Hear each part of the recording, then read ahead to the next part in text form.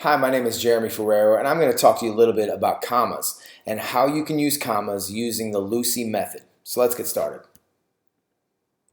Commas can be tricky, and too often you see people using commas in writing and they just throw them in at any random place. But there are specific rules and places that commas should go in a sentence. So let's look at that. The LUCI method I found on www.writeenglish.org, and it stands for lists, unnecessary clauses, coordinating conjunctions, and introductory statements. So let's look at lists first. Commas always separate lists, and those lists could be nouns, adjectives, adverbs, or some other word forms. And those commas go after every word in that list or every subject or topic in that list, except for before the last word in the list, unless it's confusing not to include it. So let me show you an example. I like running, comma, watching movies, comma, the Chicago Cubs, and Starbucks. So there's a comma after every kind of subject area in that list, except for after the Chicago Cubs and before the and. Unnecessary clauses. Sometimes we include clauses into our sentences, and these clauses help create a more descriptive picture for the sentence. For instance, Ben Zobrist, the World Series most valuable player, played a high school basketball against my younger brother. So the unnecessary clause there is the World Series most valuable player, and I could take that clause out of the sentence and the sentence would still make sense, but it gives more description to the sentence. Since I included it, I need to have a comma after Zobrist and a comma after player.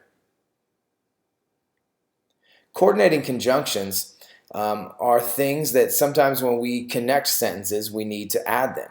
And these coordinating conjunctions then, create a transition between maybe the end of one thought and the beginning of another. And those coordinating conjunctions are for, and, nor, but, or, yet, and so. And let's look at a sentence with a coordinating conjunction connecting.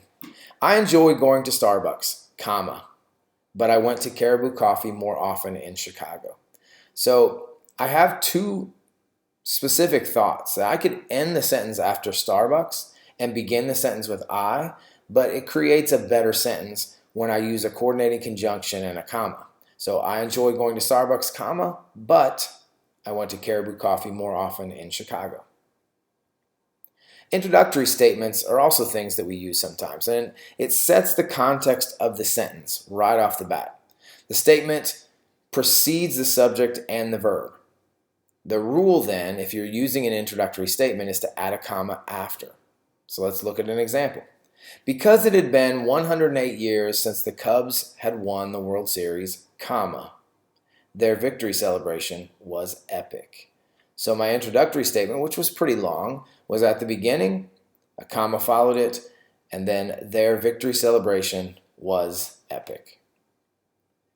So the LUCI method is pretty easy to remember: lists, unnecessary clauses, coordinating conjunctions, and introductory statements, and it will definitely help navigate the trickiness of commas when you are in the writing process.